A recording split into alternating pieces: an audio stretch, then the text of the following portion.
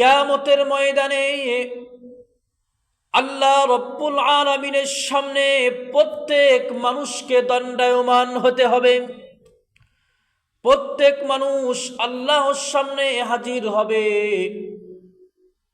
কিন্তু আল্লাহ রব্বুল আলামিন বিশেষ এক জাতি সম্পর্কে আল্লাহ রব্বুল আলামিন বলেন, তারা আমার সামনে কিভাবে তারা দণ্ডায়মান হবে, তারা কি রূপে আমার সামনে দাঁড়াবে, এটা আল্লাহ রব্বুল আলামিন বলেন ওই সকল ব্যক্তিদের ব্যাপারে যে সকল ব্যক্তিরা দুনিয়ায় সুদ খাবে, সুদের সাথে জড়িত থাকবে, সুদি লেনদেন করবে, সুদি কারবার করবে। আল্লাহ রব্বুল আলামিন এই সকল ব্যক্তিদের অবস্থা বর্ণনা পবিত্র কালামুল্লাহ বলেন। আল্লাহ রব্বুল আলামিন বলেন, الذين يأكلون الربا لا يقومون إلا كما يقوم الذي يتخبطه الشيطان إلا كما يقوم الذي يتخبطه الشيطان من المس। আল্লাহ রব্বুল আলামিন বলেন, যারা সুদ ভক্ষণ করবে, যারা সুদ খাবে, আমার সামনে তারা ওই সকল ব্যক্তিদের ন্যায় দণ্ডায়মান হবে যেই সকল ব্যক্তিদেরকে শয়তান স্পর্শ করলে, জিনে আসর করলে তারা যে অবস্থা হয়, এই অবস্থা নিয়ে তারা আমার সামনে দণ্ডায়মান হবে।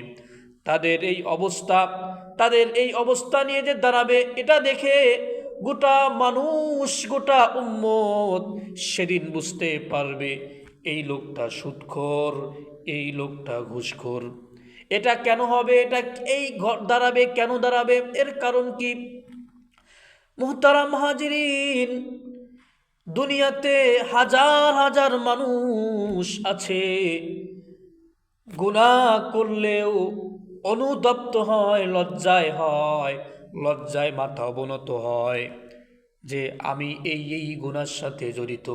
ঠিক এমনও সুদি লেনদেন যারা করে, তারা নিজেদেরকে প্রকাশ করতে চায় না, তারা লজ্জিত হয় যে আমি সুদখোর, আমাকে ওখানে যাওয়া যাবে না, তারা অপমান হয়।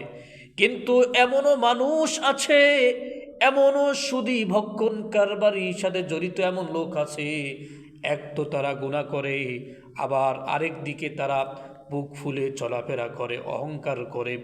তারা এটাকে কিছুই মনেই করে না। তারা কি বলে? তারা বলে, আরে ব্যবসা করলে মুনাফা হয়, লাভ হয়, এটা তো এক প্রকার লাভ হয়, ব্যবসা করলে টাকা পাওয়া যায়, লাভ হয়, আবার এটার মাধ্যমেও লাভ হয়, তাহলে তো ব্যবসা এবং সুদ দুটোই বরাবর, দুটোই একই। আল্লাহ রব্বুল আলামিন বলেন, এই সকল ব্যক্তিরা মাতাল অবস্থায়, পাগল অবস্থায় আমার সামনে দাঁড়াবে, কারণ তারা সুদকে, ব্যবসাকে সুদের মতো মনে করত। আল্লাহ বলেন, যালিকা বিআন্নাহুম ক্বালু ইন্নামাল বাইউ মিসলুর রিবা।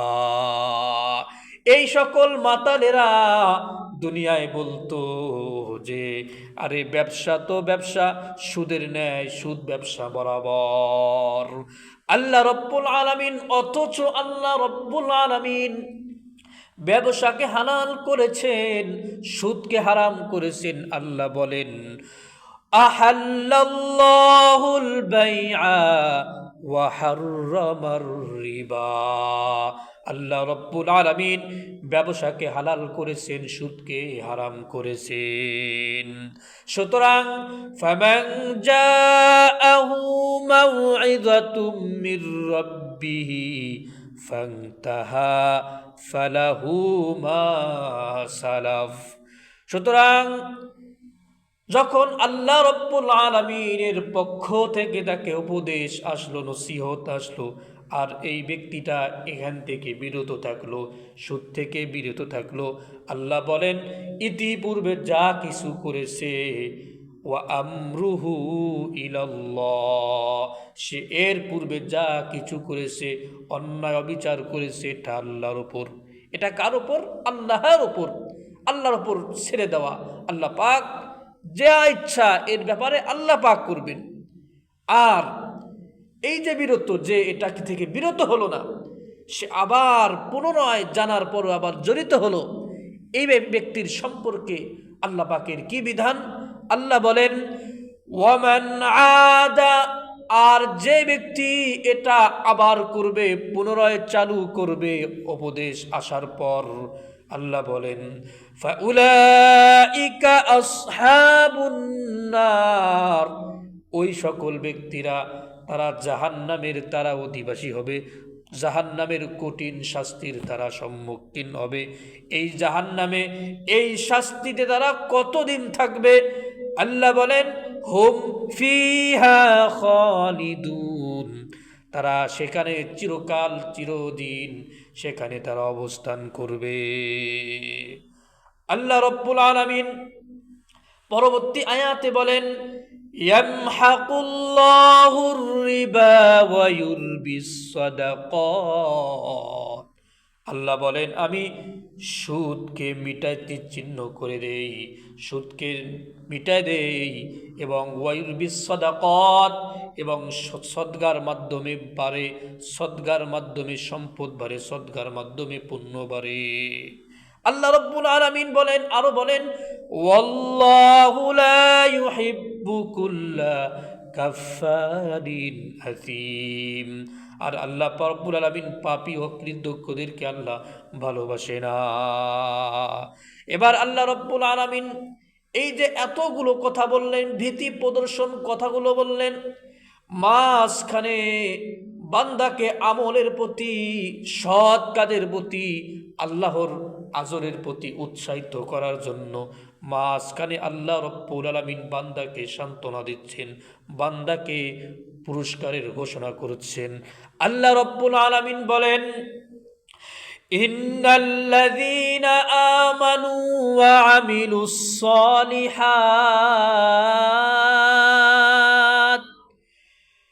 ওয়া আকামুস সালাতা ওয়া আতাউজ যাকাতা লাহুম আজরুহুম ইনদা রাব্বিহিম ওয়ালা খাউফুন আলাইহিম ওয়ালা হুম ইয়াহজানুন। আল্লাহ রব্বুল আলামিন বলেন, বান্দাগো, এতক্ষণ আমি তোমাকে সুদ নিয়ে অনেক কথা বললাম, এখন শোনো, তুমি সুদ ছেড়ে দিয়ে নামাজে আসো, যাকাতে আসো, আমার সৎ কাজ করো, এর বিনিময় আমি তোমাদেরকে কি কি পুরস্কার দেই। আল্লাহ বলেন, নিশ্চয় যারা ঈমানদার, নিশ্চয় যারা ঈমান এনেছে, আমার প্রতি ঈমান এনেছে এবং সৎকর্ম করেছে, সৎকর্ম করে, নামাজ আদায় করে এবং যাকাত প্রদান করে, আল্লাহ বলেন, বান্দা গো, তোমাদের জন্য, আল্লাহ বলেন, তোমাদের জন্য আমার কাছে অগণিত মহান পুরস্কার আছে। সুতরাং তোমরা অন্যায় দিক পিছনে করেছো, অপকর্ম তোমরা করেছো, সুদ ভক্ষণ করেছো, সে দিয়ে আসো, এগুলো করো। ওয়ালা খাউফুন আলাইহিম ওয়ালা হুম ইয়াহজানুন, আল্লাহ বলেন, তোমাদের কোনো টেনশন নেই, কোনো সন্দেহ নাই যে কোন বিপদ আছে, কোনো ভয় নেই, তোমাদের কোনো টেনশন নাই।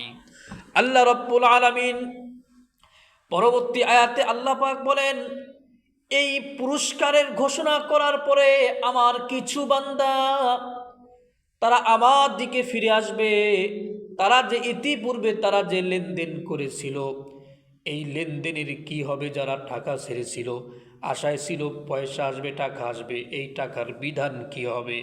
এই টাকা ছাড়লে কি লাভ, না ছাড়লে কি লাভ? আল্লাহ রব্বুল আলামিন বান্দাদেরকে আবার সেটা জানিয়ে দেন।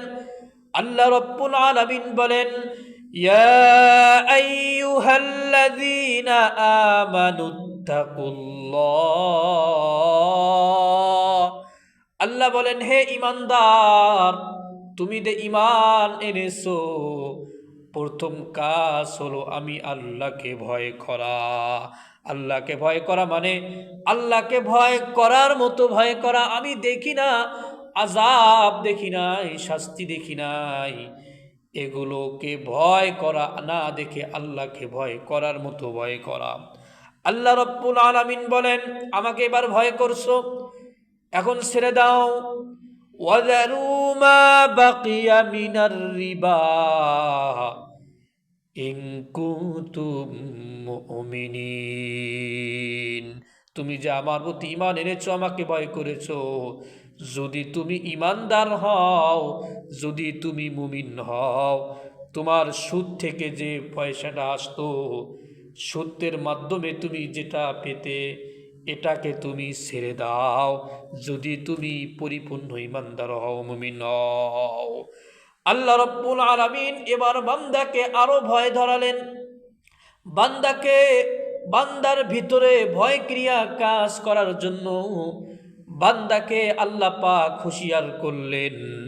ফাইল্লাম তাফআলু ফাযানু বিহারবিম মিনাল্লাহি ওয়া রাসূলি।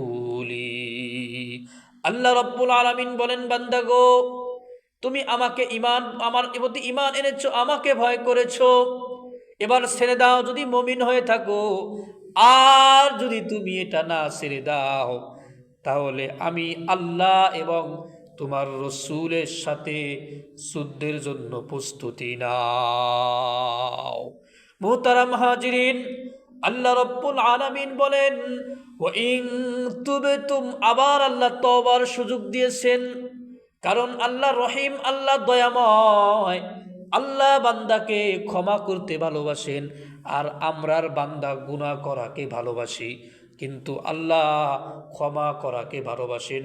আল্লাহু গফুরুর রহিম, আল্লাহ রহিম, আল্লাহ গফফার।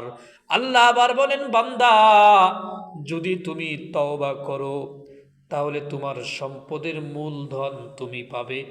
আল্লাহ বলেন, ওয়া ইন তুবতুম, আর যদি তোমরা তওবা করো, ফালাকুম, তোমাদের জন্য রয়েছে রুউসু আমওয়ালিকুম, তোমাদের সম্পদের যে মূলধন, এটা তুমি পেয়ে যাবে। লা তাযলিমুন, আর তোমরা কারো প্রতি জুলুম করো না।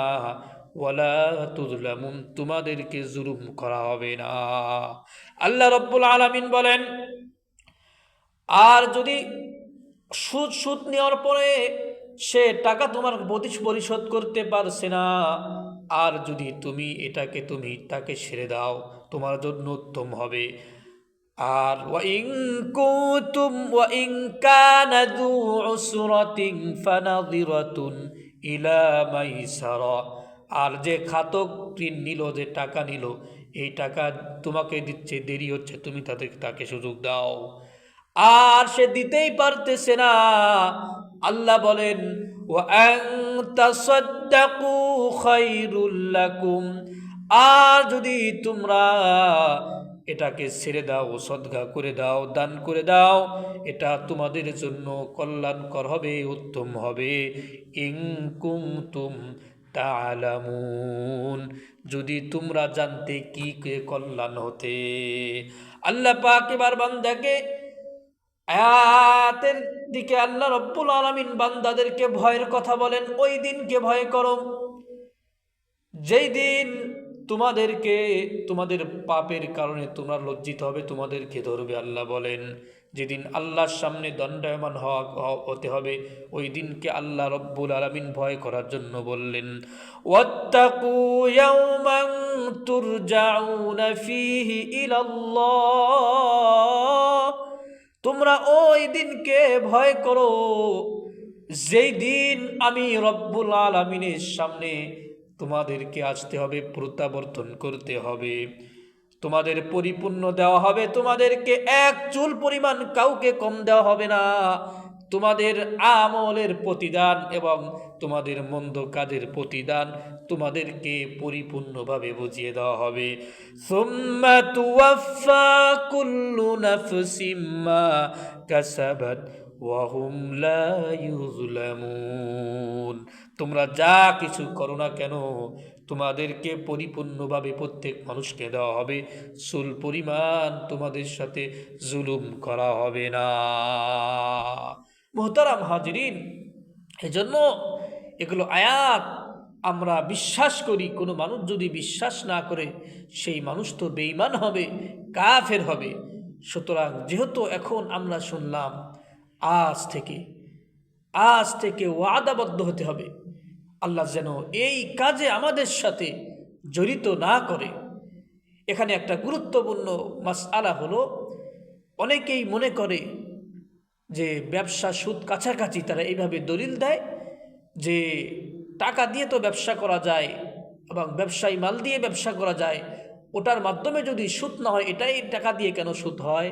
মুহতারাম, আমাদেরকে বুঝতে হবে ব্যবসায়ী যে মাল, এটা দিয়ে ব্যবসা করা হয় মুনাফার জন্য, লাভের জন্য। আর টাকা পয়সা এটাকে তৈরি করা হয়েছে, এটাকে বানানো হয়েছে, এটা দিয়ে তো ব্যবসা করার জন্য নয়। টাকা পয়সা তো ব্যবসায়ী মাল না, এটা হলো বেচা কেনার জন্য টাকা পয়সা। এই জিনিসটা আমাদেরকে মাথায় আনতে হবে। টাকা পয়সা বেচা কেনার জন্য, ক্রয় বিক্রয়ের জন্য। ব্যবসায়ী মাল এটা লাভের জন্য, ব্যবসা করার জন্য। এই দুটা জিনিসের পার্থক্য যদি আমরা বুঝতে পারি, ইনশাল্লাহ এই গজব থেকে পরিত্রাণ আমাদের জন্য সহজ হবে। আল্লাহ রাব্বুল আলামিন আমাদের সকলকে এই সকল ভাইরাস থেকে আমাদের হেফাজত করুন। আমরা বুঝমান, আমাদের বুঝার তৌফিক দান করেন। ওয়া আখির দাওয়ানা আলহামদুলিল্লাহি রাব্বিল আলামিন।